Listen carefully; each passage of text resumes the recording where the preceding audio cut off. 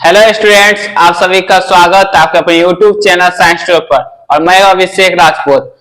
आज हम लोग बहुत ही इंपॉर्टेंट टॉपिक पढ़ेंगे, ओम का नियम। तो 100% बोर्ड एग्जाम आप लोग को आएगा, ये श्योर है, ये धमाकेदार है एकदम।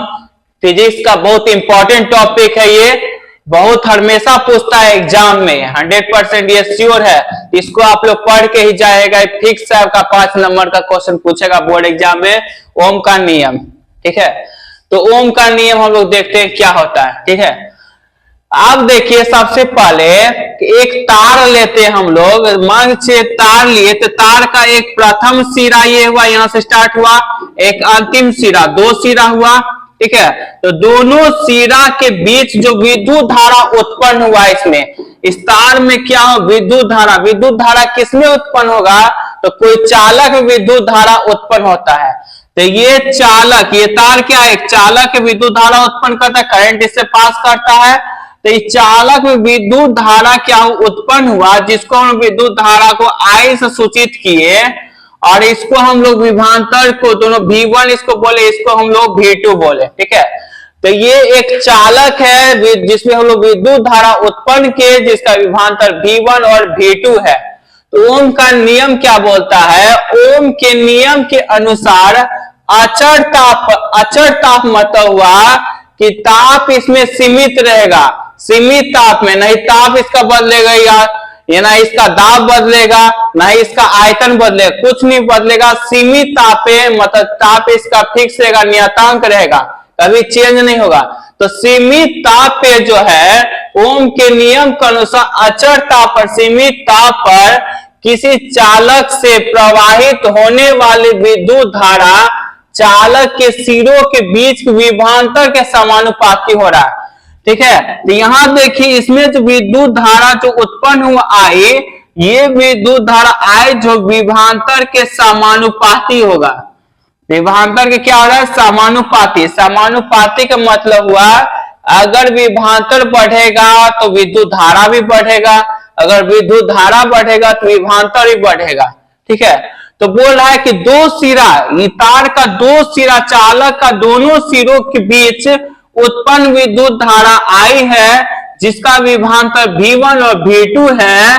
तो विद्युत धारा जो विभवांतर जो है इसके समानुपाती होगा, विद्युत धारा के समानुपाती होगा विभवांतर, कि पहला आपका हुआ समीकरण।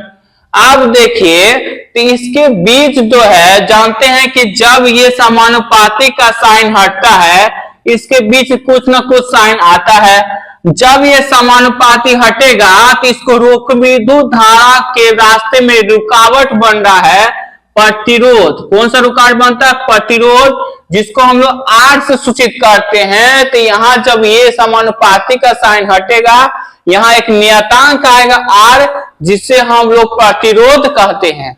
ठीक है, तो देखिए दोनों सिरों के बीच विभवांतर के समानुपाती होता है। 2 सिरा हुआ, दोनों सिरों के बीच आए क्या हुआ, समानुपाती हुआ विभवांतर के।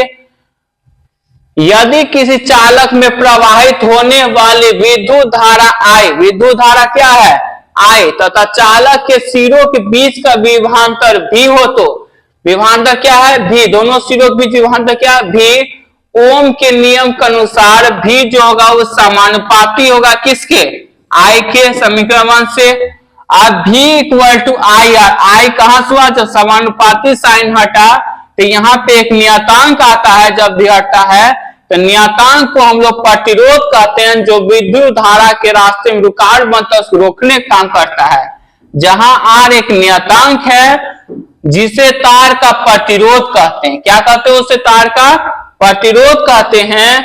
V बराबर अब क्या होगा, वोल्टेज हो जाता है, जिसको हम लोग वोल्ट बोलते हैं। I मतलब होता है करंट, जिसको हम लोग विद्युत धारा बोलते हैं। R मतलब होता है रेसिस्टेंस, जिसको हम लोग प्रतिरोध बोलते हैं। ठीक है, तो ओम का नियम जो है, हमको यहाँ जर्मन का एक भौतिक वैज्ञानिक था जॉर्ज साइमन ओम, जो हमको ये ओम का नियम दिया, उसी के नाम पे ओम का नियम पढ़ा था। ठीक है, वही हम लोग को ओम के नियम के बारे में बताया।